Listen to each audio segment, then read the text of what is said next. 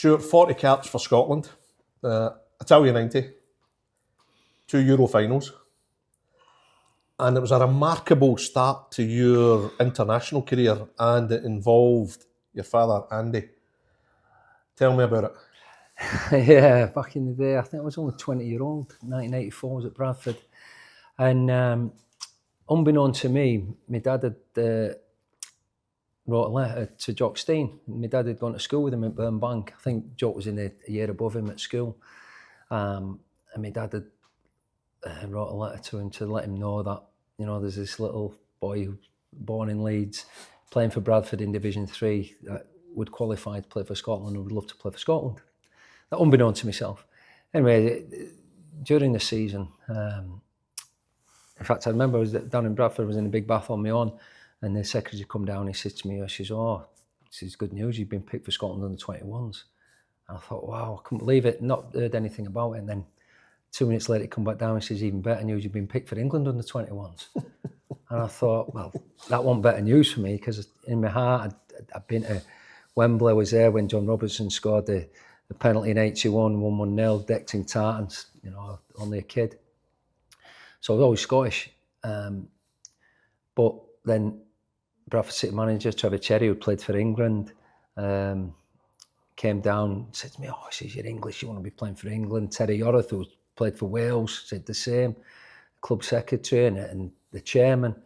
And it only took me a couple of weeks later to realise if I'd been a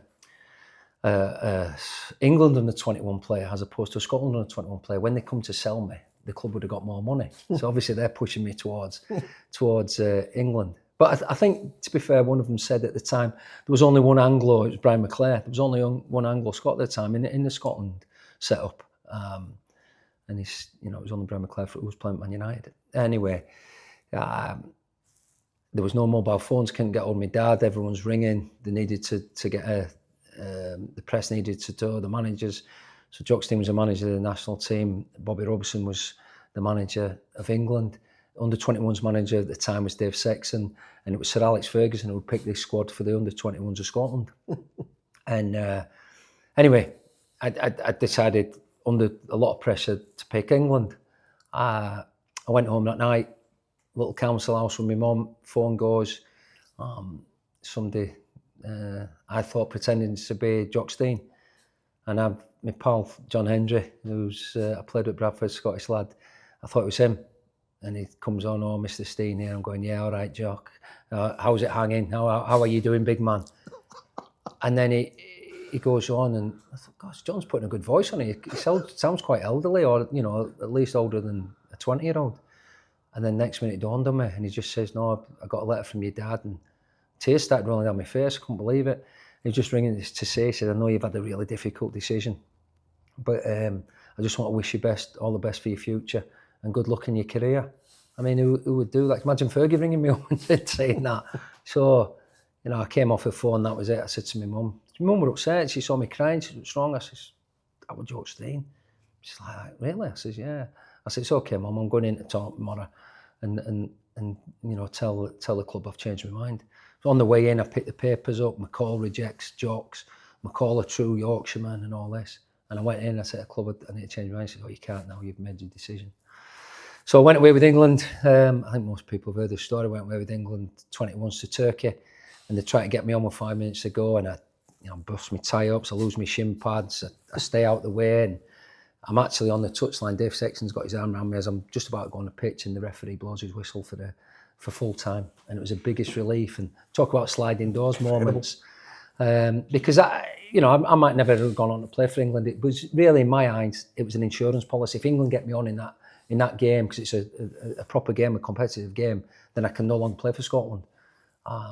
So, you know, like I say, thankfully, and the rest is, well, I say the rest is history. It took me a few years, but I went back, I told the club straight away, that's it, I've enjoyed my time with England, but I'm Scottish at heart, and, you know, that's who I would like to play for, but I understand I'll probably never get the opportunity anymore. It's quite amazing, Stuart, that somebody of the stature of Jock Stein phoning your home. Incredible. I mean, as we've already been discussing, the people of proper football stature that have been involved in your career is quite astonishing. Yeah, it was. And I remember telling my dad, but listen, my dad was, I didn't know he'd sent this letter, and he totally understood, but he didn't put any break. But like I say, in them days with no mobile phones, I couldn't speak to my parents. There was so much pressure on me to pick England. But even though my heart was saying no, But anyway, unfortunately, then a few years down the line, I got a call up for Scotland over 21s Scotland under 21s as an overage player. Me and Big Paul Hegarty, and it was Craig Brown was a manager, funny enough, and we were playing England at Forest, and Gazza was playing. I think he came off after 80 minutes injured. They beat us 1-0, but that was at least I then got my foot back on the ladder. It took a few years, but I was then back in contention. You had a brilliant Scotland career, so many magnificent memories, and it ultimately comes to an end when you're not included in the squad for France 98. Craig Brown makes a big decision. Of course, Alan McCoist also didn't make the squad. You wouldn't. Did you see that coming? Did you expect to be in that squad, or did you realistically you think? No, if I'm honest, listen. I was very fortunate, and I'm proud of. I was the only British player, Scottish player, obviously, but British player as well, to play in every minute of the World Cup 90, Euro 92 and Euro 96. I played all 9 games, and that gives me, I didn't play quite well in them, but at least I played in them, so it gives me a bit of achievement. It was a quiz question about 15 years ago, and I think I said Stuart Pearce, and I got it wrong, it was me. But which British player played them all? But anyway, so but I'll be honest, I'd done my knee, I'd been out for 11 months, and when I came back, I played about 30 games for Rangers. But I went back at the level. I did okay. I went back at the level, and I bumped into Craig at a sportsman's dinner actually, and he sort of gave me an insight with a month to go that I might not be playing. I'd played 45 minutes at Ibrox in a international game, a friendly, but I didn't know if I'd done enough. But anyway, he did ring me. He said he'd ring me, and before the squad was announced, he rang me. And I was really disappointed, naturally, because I thought I was going to be in it, but I got it. The Coisty one was more difficult, not for me, but certainly for him, because he finished the season superbly. I think the last 2 months for Rangers, he bagged lots of goals. He finished really strongly, and you'd always, if you're bringing Coisty off the bench in any game, he's always likely to nick a goal. So, but yeah, it was a disappointing end, unfortunately. But I understood it.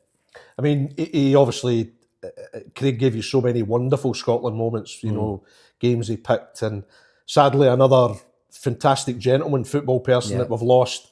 Where does Craig rate in terms of your football career? How do you regard him as an influence? And as I say, I first come across Craig I was an overage player in under 21s. I knew more as assistant Tommy Craig. I knew him from Newcastle, being a player.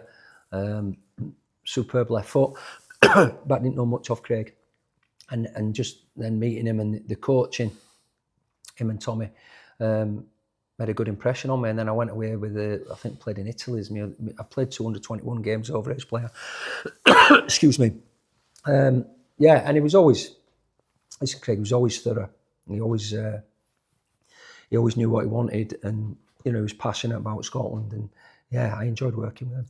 I mean, sorry. You could never have imagined, of course, in '98 that 12 years after that, Stuart, you're replacing Craig as Motherwell manager. Did he speak to you about that, or did you speak to him about that? No, I think I got a call from Archie. It was strange actually, because I'd managed Bradford. I'd left Sheffield United. I'd been assistant manager at Neil in the Premier League, and if we'd have stayed up, I would have maybe stayed with Neil in the Premier. Although Neil said he was always grooming me to take over from him. But I got a phone call from the chairman of Bradford City, who were in the bottom division, saying, "Am I looking at going to management yet? We'd love you to give you your first opportunity." And it was something in my heart I was always wanting to do. Anyway, the end of the season, we got beat at home to Wigan, and we got relegated, Sheffield United, from the Premier League to the Championship. And I decided to take the Bradford offer up. And then so I was there for 2.5 seasons. 2.5 seasons. But it was a club that meant so much to me. And I'd gone from working in the Premier League to working in the basement league, and I didn't know I had 7 players that took up half the budget and that. We did okay, but not well enough. And I resigned, and it took its toll on me, because they were my club and I wanted to do better. So I were out of the game for about, I don't know, 8-10 months, and not really actively looking to get back in. I was taking a few games in. I wasn't sure what I was going to do. Maybe it'd be youth football, academy football, but I wasn't really. And I was at a game, and Stan Turnant, the old Burnley manager, who was my assistant at he was assistant manager when I played at Bradford, asked me what was up to, and I'm looking to get back in. And he says, "Oh, you're too young. You've too much to offer. Get yourself back in." I said, "Have you got an agent?" I says, "No." And he gave me 2 boys' names. He says, "These are Scottish boys." He said, "But they do some work in England and that." He says, "Would you want me to pass your number on?" I went, "Yeah, but I wasn't actively looking." Anyway, I got a call from Graham and spoke to him, and he says, "Would you come back? Would you come up to Scotland and manage?" I said, "Yeah, I'd probably go anywhere." Graham, to be honest, not anywhere, not abroad, but yeah, I'd never really thought about going back into it. Anyway, it was Motherwell. So we arranged a meeting. I came up on, I remember I came up on the 16th of December, and I met Leanne Dempster and Derek Weir in Glasgow. And and then went okay, chat, that was fine. I never heard anything for 10 days. Met John Boyle as well, but just briefly. I not heard anything for 10 days. So when and the 26th Boxing Day, Rangers were actually playing at Motherwell, and I'm watching on the telly, and I would always want Rangers to win, but more so because Motherwell had not even come back to me inside 10 days. I'm thinking, cheers, you know. So I'm watching the game, Rangers won 2-1. Anyway, I got a phone call the next day. Would I come up and would I do a Zoom call or something like that? I said, well, no, yeah, I've had an interview. I'll come up and meet you again. But the Zoom thing for me, I mean, probably just didn't know how to do Zoom. I think that was probably the case or whatever. But would I do a conference call, not a Zoom call, a conference call at that time? I said, well, listen, I'm happy to come up. In fact, the only reason I went up to the first interview on the 16th because I had to take some Christmas presents up to Scotland. I remember that now. I thought, yeah. He says to me, do you want to go for an interview with Motherwell? I said, well, I'm bringing some Christmas presents up, so it ties in. And hence, that's how I got the interview. Anyway, I get a phone call 27. I says, listen, the conference call, I'll come and meet you again if you want to meet me again. And I went up on the 29th, and it was the night Motherwell played at Celtic Park. And they offered me the job. I just went in, says, listen, we've been looking at other people, but we realised after the first meeting, you're the man for us, we've done a little bit of ball work, bang. And I went to the game that night at Celtic Park, and Motherwell 1-0 down after 3 minutes. I thought, I'm not sure I've done the right thing here, because I thought it was better. And they actually got beat 1-0, and I went in the dressing room afterwards, introduced myself, and then we kicked on from there. And but yeah, I think I spoke to Archie on the way up. I didn't speak to Craig. I spoke to Archie, and he said to me what a good club it was, etc., etc. And you know, it was a perfect club for me, because I went in. A club's only for me, a football club is only as good as the senior professionals that's there. You know, the people that lead and set the standards. And there was Stephen Cragen, Keith Lasley, Stephen Hamill, Big John Sutton, and mixed in with some good young players. You know, Jamie Murphy, Hutchinson, Randolph, Haitley, and they certainly left me a good basis to work from. And I remember John Boyle saying to me, there was only 2 things he wanted me to carry out. We had to sell a player each year, and that's finishing the top 6, and that was my remit. So I was in the door 2 days, and we sold Mark Reynolds to Sheffield Wednesday. So I thought, right, I've ticked that box. For good dough as well, wasn't it?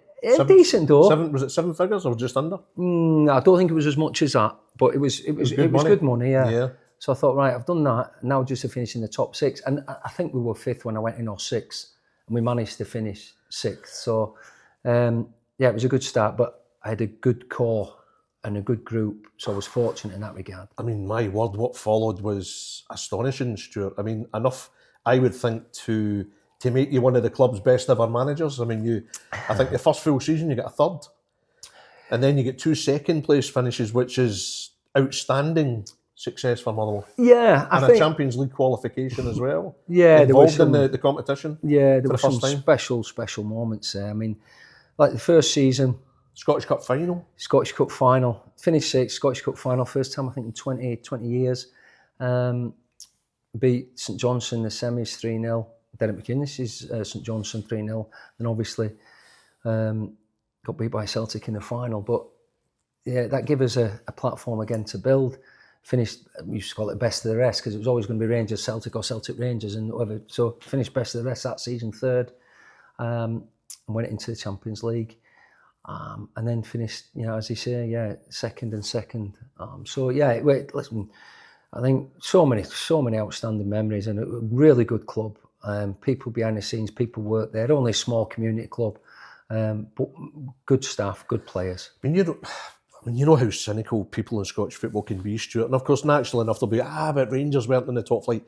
I don't care about that, Stuart. I still think that's a remarkable success for Motherwell. Well, again, it's I mean, if Rangers had been there, we would have probably, would have been third and third, no doubt. But for a club like Motherwell to finish best of the rest for 3 years, when you've got Hibs, Hearts, Aberdeen, Dundee United, I think we weren't a top six budget. I think we were about eighth budget as we went along. But we managed to bring in, allied to the good people we had there in the good group, people like Michael Higdon. Now, I get Michael Higdon from St Mirren. And but people were leaving us. John Sutton left us to go and join Hearts, only because he was getting double his money, and you couldn't hold him back. I remember even Tim Clancy coming. We got him from Kilmarnock, and he went and joined Hibs for 400 quid more, and he couldn't say it to him. And he wanted to stay at Motherwell, and we had a lot of people, like Mark Reynolds was going to come back from Sheffield Wednesday at Motherwell, and Aberdeen jumped in. So we were always fighting against. We lost players to Hibs, to Hearts, to Aberdeen.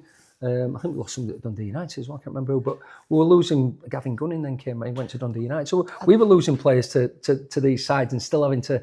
But the Michael Higdon one gave me a lot of satisfaction, as with Nicky Law, because Michael Higdon that season finished with 30 goals, I think, and he was a Golden Boot winner in Scotland. PFA Player of the Year. PFA Player of the Year, and that was the first time I think in 30 years that anyone outside Rangers and Celtic had won it.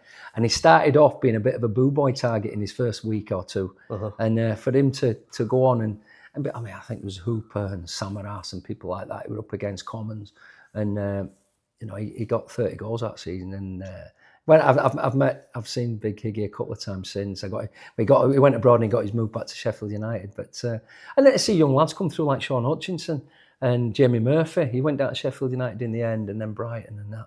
So, but we had a good group, and it was a real strong bond. That, I mean, to finish second once was astounding, but to then repeat it the following season, an even greater achievement, possibly. Sure. Yeah, I think for that group of boys and yourself, it was probably a great achievement because we weren't as good a side. We'd lost Higgy and we'd lost Lawsey, and we brought people in, probably not as. In fact, Big Sutty came back, I think, but we'd also brought a Yarmer in the time, and he'd left, so we were still changing side. But the second season we finished second. I don't think we were as good a footballing team, but I think we actually managed more points. I think each season we accumulated more points each time. So yeah, it was decent. I thought that was. Another particularly impressive aspect of it for yourself, and of course Kenny Black was your assistant as well, Stuart, was all along the player development, you were improving guys, either who you'd inherited or who you were bringing in, young players, etc. You were making them better, that other teams were coming in for them, while all along still getting results and achievements. Yeah, I think we look at that, and listen, the club were great. I mean, I remember Sean Hutchinson, his contract was going to be up at the end of the season, and we could have got 250 grand from an English team. And I spoke to Derek and Liam, and I said, well, what's the price difference in finishing sixth and finishing third? And it was 78 grand. So if you finished, whatever the money was, but it was 78 grand difference. So if you finished sixth, if you finished fifth, you got 78 grand more than you did when you finished sixth. And likewise. I said, so basically, if we can finish 3 places higher and keep Hutchie, and he goes in a free at the end of the season, are you happy for that? Now, most clubs would have wanted the money in. It was only 250 grand, but it was money that... And they said, no, fine. Jamie Murphy could have gone earlier, but he stayed on. I think we ended up getting 50 odd grand from him in January, halfway through the window before his contract. But it was right for Jamie to move on and go and play in England. But yeah, a lot of players come in. I met Nicky Law in America because I had Nicky at Bradford, and I says to him, and it's a lot like me saying this, but when he was a kid, he was a bit of a mummy's boy, and he was always wanting to be near. Same mummy, a family kid who wanted to be near home. Could never see him moving anywhere. I mean, he's living in America now, so it just shows you. But I met him in America on holiday, I says, you come to Motherwell, and I could see you. I says, but if you come to Motherwell, you'll either go back and play an English Championship, or you'll go to Rangers or Celtic. I had not that much belief in him, and he came back, and obviously 2 years later he ended up going to Rangers. But yeah, there was a lot of players that went on to do better things, and then there were a lot of players who were sort of coming to the end of their career, like say Craigs and Lars and Hammy, who were great servants. Brought Faddy back, and he had a little flourish for a wee while. So yeah, we had a mixture of old experience, young flair, bit of grit, bit of everything really. All the managers and coaches I've spoken to in one-on-one, Stuart, they tell me about all the different characteristics you need as a person to deal with all manner of situations. Michael Higdon, I think you know where this is going, so he finishes the season in a cell. Can you remember the night you get the phone call to say, Gaffer? No, I think... Did he phone you, or was it No, someone else? I think Flo waited until the morning, until I got in. I left him. I left him. I said, lads, go in, because we were all there at the awards ceremony, and go and enjoy your night. And I get in at morning, and Flo comes in and says, I've got some bad news. I thought, oh no. And yeah, obviously that Alan Burrows, who was general manager, of course. Yeah, sorry, yeah. Alan Burrows was not at Aberdeen. But no, listen, it was listen, if you're not going to celebrate when you've just won the Bumming Player of the Year, you never. But unfortunately, got into a bit of an altercation. But, hey, listen, it's one of them things, isn't it? But he was great character, really good character, and yeah. But listen, I used to deal with it in the fact that if the lads wanted to see me about anything not so great, I would send them to Kenny. And if they wanted to come and say the good things, they could come and see me. It was simple. But Kenny was brilliant. He was, as I said, even when I went to Bradford, he was my best signing. You know, I didn't know Kenny. I played with him in one game, Rangers Legends, you know, Masters, one of these Masters games at Newcastle. So I didn't really know him at all. And when I took over at Motherwell, I'd had 2 games. We'd drawn at Hamilton, and we got beat up at Dundee United. And wee Youngie was assisting me, who'd been at the academy. He was a great wee guy as well, good football guy. And somebody said to me, I think Coisty actually, he says, oh, you need somebody. He says, and I was getting offers from other Scottish lads that I didn't know, coaches. And he says, and then somebody else come on to me, it might have been Craig Levine, because he'd worked with Kenny, you know, at Leicester. And I met Kenny at Weatherby Services near me in Harrogate, and we talked football for 2 hours. And I said, listen, why don't you come up to the end of the season, this was in January, and see how it goes. And if you want to, you know, we'll just see how we work together. And we just hit it off like that from football man, you know, liked by the players, good coach. And yeah, things just went really good. You left Motherwell, and I think within about 6 months, you're Rangers manager, Stuart. Was that, I mean, yeah, March 2015. Yeah. Now, Rangers' idol as a player, can you tell me, what's it like the moment when you become a Rangers manager? Well, just to put that, and left, not rumours, but there was only a couple of silly people saying, oh, he's worked his ticket there, he's left Motherwell, because I resigned at Motherwell. He's always had his eye on the Rangers job. Now, that couldn't have been further from the truth at all. I was going into I'd had 4 years, I was going into my 4th season. And I said to Kenny, I don't know how long we can keep. You know, the last season, even though we'd finished second with more points, it had been a struggle to, you know, the standard of player, we were losing, we weren't beginning to bring, you know, so many players in. And your achievements were a rod for your own back in a way, weren't they? Yeah, yeah. And sometimes you think you can, you know, the players have heard the voice too much. I think actually, I should have seen it. It was written in the stars. We played Starnen from Iceland in Europe, and we drew at home with them 2 each. And I brought Josh Law, Nicky Law's brother, up to play for us. He was a right back. And we had that many injuries. I played him as a number 10, and he scored 2 in his first 20 minutes. I'm thinking, gosh, this is all right. Anyway, Keith Lasley gives 2 penalties away as a midfielder, 2 penalties away. And we draw 2 each. My captain and the person that probably did as much for me at Motherwell than anyone did, he was fantastic. And then we go over to Starnen in Iceland. And actually, they were a decent side, because they went on to beat, I think it was Inter Milan 1-0 in the first leg, but got beat in the second leg. And they beat us 3-2 in extra time. And Laz gave another penalty away. I mean, I've never known a midfielder did 3 penalty aways in 2 games. And that should have been, that basically, he was telling me, listen, Gaffer, your time's up. I'm getting you out of here. And we get beat, so we got knocked out like that. We won the first game, I think it was St Mirren at home. And then we had a bad run. And then we went to Celtic Park, and we drew 1-1, and it's the first time I'd ever got anything there. We beat them at home 3 times, but we never got anything at Celtic Park. We drew 1-1, and then I think we won at Ross County. So we sort of booked the trend a little bit. We'd started poorly, and then we just had another run of poor results. And I think it was after the 12th game, I think we'd won 2, drawn 1 and lost 9. And it was a Friday night, we got beat at St Johnstone, we were 1-0 up, and we got beat 2-1. And on the Sunday, our youth team, in which my boy played in, under 18s, I think it was at Motherwell, were playing Celtic at Morton in a cup. And I went down and watched it. And Motherwell were terrific. The young lads were brilliant. And Celtic won 2-0. And I remember it for 2 reasons. One, because he had a left back playing who was half decent. And he cut in and he shot and he scored with his right foot.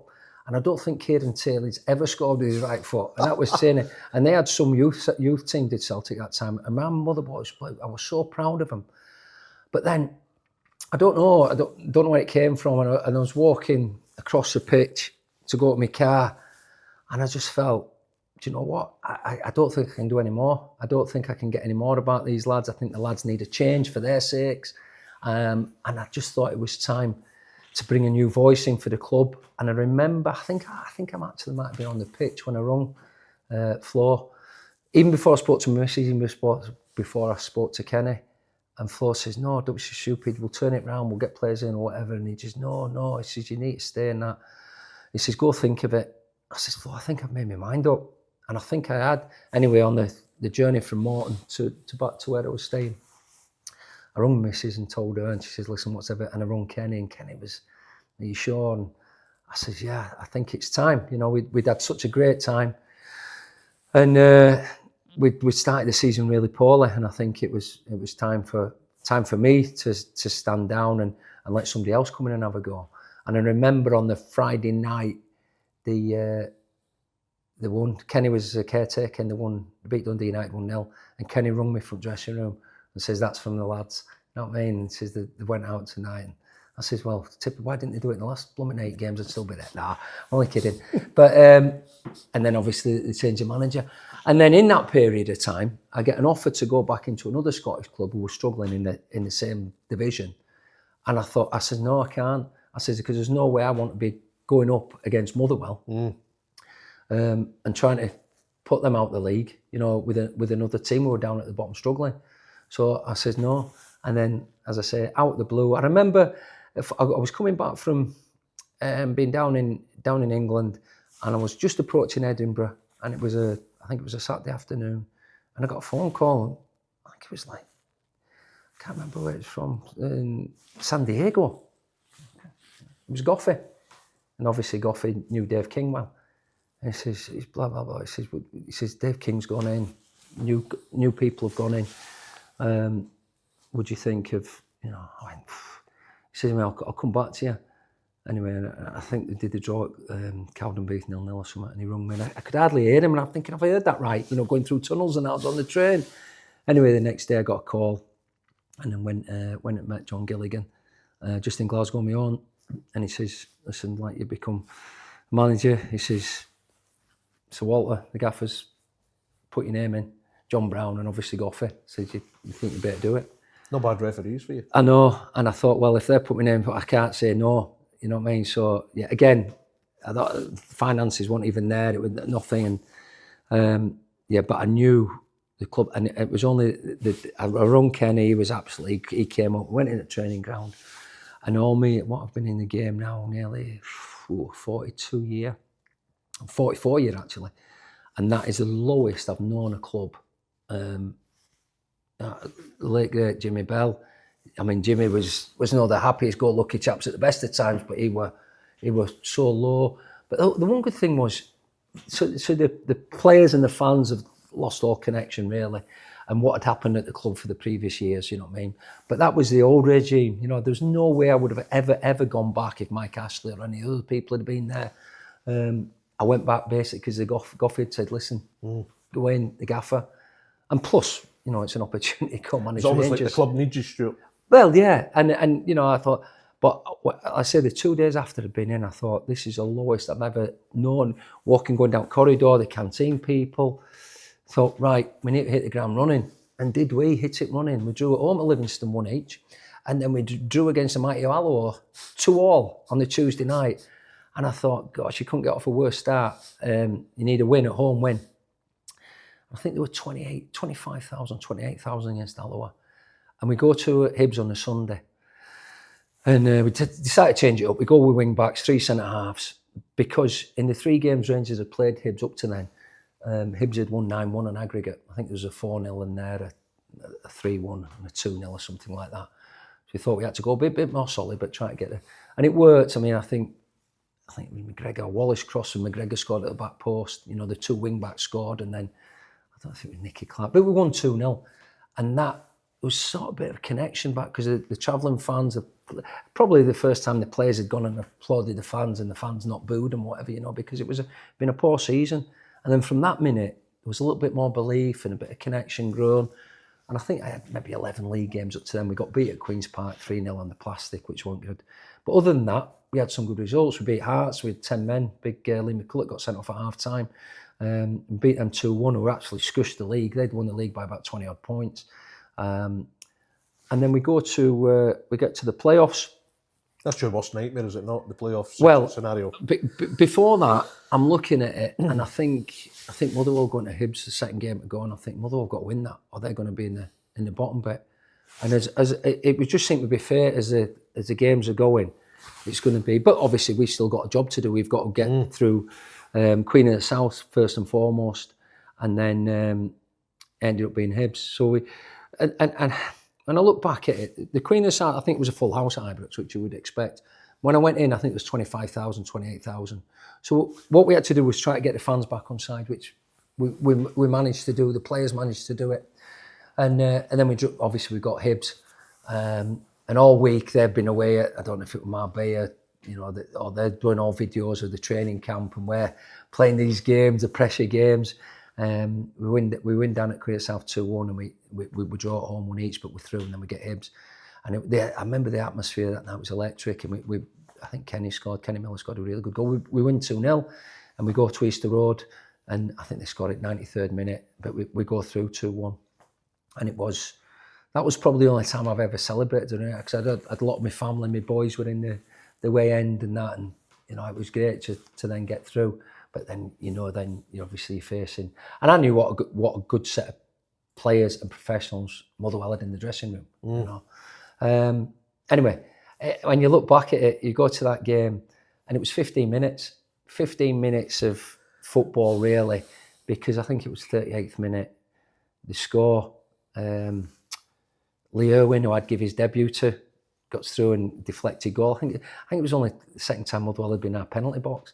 38 minute, and then they get a free kick, and Stephen McManus, the ex-Celtic player who I'd brought to Motherwell, scored, and then 3 minutes into the after half time, little Lionel Ainsworth, who I brought up from England from the wilderness, and he scored a 30-yarder in top corner, and I'm looking at it, I'm thinking, goodness me. So we've gone from 0-0 in charge of it, and we're 3-0 down.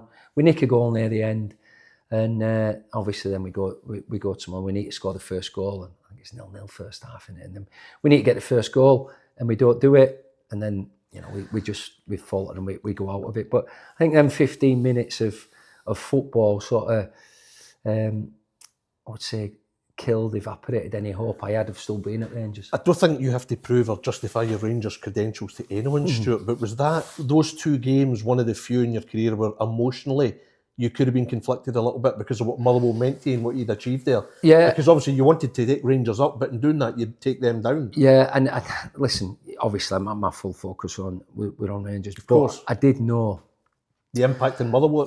I did know that the people at Motherwell would have been losing their jobs. And you know the lads that served me so well would have been getting released. The people that were working in the canteen or the groundsman, there was going to be a lot of cuts. You know? But I mean, obviously that didn't have an impact on me at the time. But after, when I look back at it, you know, the one thing obviously that come out of it was, you know, that Motherwell managed to, you know, a lot of jobs were saved for their point of view. But yeah, it was. But even then, it's strange how football works out, because I had a meeting with Dave King. In fact, I think Rangers had 13 players out of contract.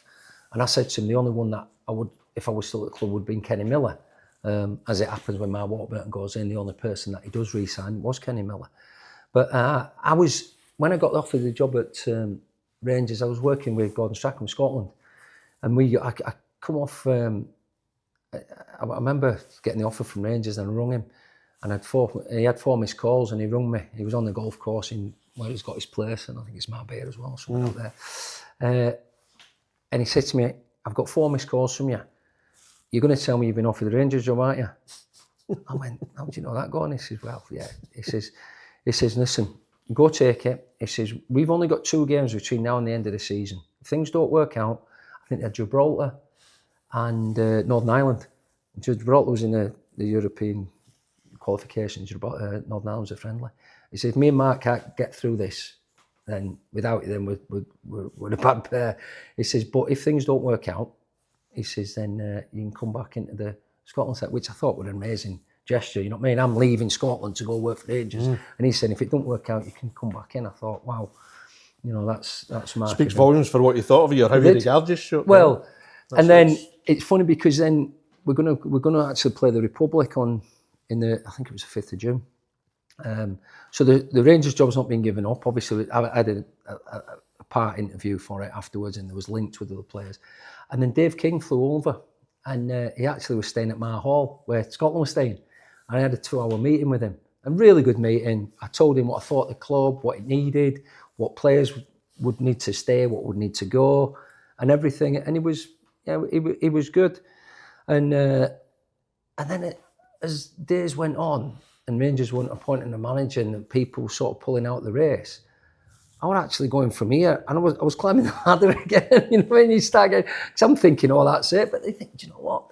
And then it was a funny story because I heard that Mark Warburton, Mark was he wanted to stay in England apparently. I thought Sheffield Wednesday or Leeds or somebody else, and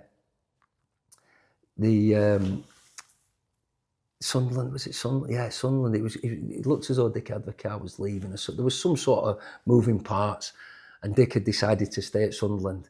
So whoever's going at Sunderland, it might have been Dykesy from Burnley. I can't remember. There was all these moving parts of a jigsaw. If this happened, that had happened, then Mark would go in at, say it was Burnley. I can't remember what team it was. And then it'd open up, and I'm in. But anyway, cut long story short, out of the blue, Dick decided to stay at Sunderland, I think it was. And I can remember 2 months later or 6 weeks later, I've come home and Mrs. has said to me, "What about that wee Dick?" I says, "What wee Dick?" He says, "That Dick Advocaat, he's gone and chucked it after 6 weeks. Why didn't he chuck it in the summer? Mark Warburton had took that job, he'd have gone there and you'd have been in." I thought, gosh. But to be fair, Mark obviously came in. Yeah, I think that obviously David Weir had a big impact on him. Yeah. Listen, you don't know.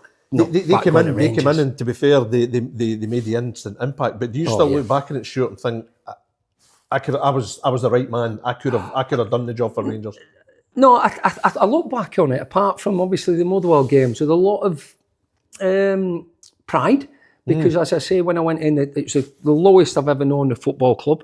I think we brought the morale back. I spoke to he's a big mate, well, a big pal of mine. He's not a big pal of mine, but I know him well.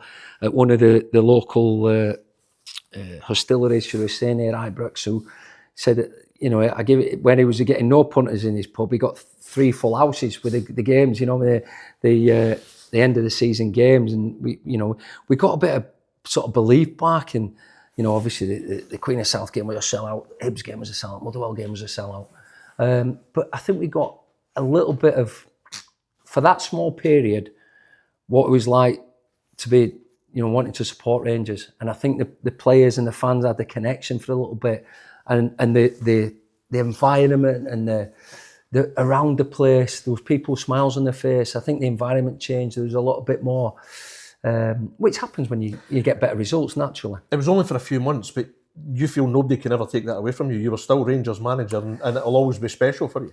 Yeah, of course it will. Yeah, to walk out and be I don't. I'm not one that always looks back and says, "Oh, I did this. I was good at that. Or I did this or whatever." You know, what happened, and I'll always be pleased with it. But yeah, nobody, like I say, nobody can ever take that away. But I do remember, funny, on my first day in charge, a couple of things. I said, "Kenny," I says, "What's happening there?" I says, "There must be some sprinklers burst." Because we at Motherwell, we were used to going up to parks and training on parks. We didn't have a training ground. And I says, look, there's about 8 guys out there. They're digging our pitch up. He says, no, that's actually sprinklers and they're groundsmen. You know, to go into Murray Park, it was like in the gym and everything. I've gone into my office first day, I've got my kit on, ready to sort training out, and I get a phone call. And it's a secretary down at reception. Oh, there's a phone call for you, Stuart. I said, you know, I'm really busy. I'm sorting training out. It's my first day. I've got to have a meeting with the players. I said, I think you'll need to speak to this person. I went, oh, it's maybe one of the directors or whatever, something like this. Hiya, okay. All right. Yeah. I can't swear. Do you know what you're bucking let yourself in for? It was the gaffer. And I spoke to Walt for about 15 minutes. And he says, do you know what you're... He's been watching. He says, I've been watching these all season, you know what I mean? And he just honestly just wished me all the best. He says, Mick, listen, if you ever need to speak to me. And like I say, I think I spoke to him once or twice, just little things. But I always felt I would be burdening them, and you know, which sounds silly now, right enough. But yeah, that was my first call. I just seen Jimmy Bell's face, and he was like lower than a snake's belly, because he was just, honestly, his club's an absolute shambles. This is that, Ashley's left it this, or he's done that, or whatever, you know, and all this stuff. And then I've got the gaffer ringing me saying, do you know what you let yourself in for? And I thought, do you know what? I went home that night, I said, I don't give a, and kids, I've got whatever time I'm going to write good go at it. And I was so proud of you, natural. You're 60 now, and you've had a great coaching career, and there's so many other roles that we've just not had the opportunity to discuss. But here we are at Preston North End. You're number 2 to Paul Higginbottom, one of the great English clubs. And you look at the names that have been associated with this club over the years: Tom Finney, Bill Shankly, David Moyes, Scott Simon, of course, was manager here before he goes to Rangers, and the rest is history. Of course. Is it a great club to be involved in, Stuart? I've got to say, when me and Paul came out of Sheffield United, we'd done well there. We got promotion. Obviously, we went to the Premier League, which was a tough gig. And then opportunities to go back in another couple of clubs. Never felt it was right. And then you get into the summer and a close season, nothing's coming up. And then 2 games in or a game in, the opportunity to come to Preston. And once we get here, listen, the squad, they're all good, genuine lads. They haven't got the quality Sheffield United had when we took over there, naturally, because they had some top Premier League players in the group. But they're all good sound, good group. But the staff and the people that are working here are top class. The facilities are really good. So yeah, it's good. I think we've like won 4, lost 4, and drew 12 at the minute, you know. So we're gradually getting to where we want to be. The supporters have been fantastic to us both. They're fully behind us, and yeah, it'll be, you know, building blocks as we go along. Obviously, the January transfer window's coming up, and then we look to build on there. But I think any manager, and I think certainly with Preston, I think you look at history recently, they give the managers 2-3 years to have a crack at it. And I think if you want to be successful, I think that's what's got to happen. So, yeah, really enjoy my time here, and yeah, hopefully we can bring a bit of success to the club. Well, it's a brilliant career. Love talking to you about it, Stuart, and I really do hope there's so much more to come for you in football. And thank you very much for your time, Stuart. Brilliant. Really appreciate it. Cheers, thank you.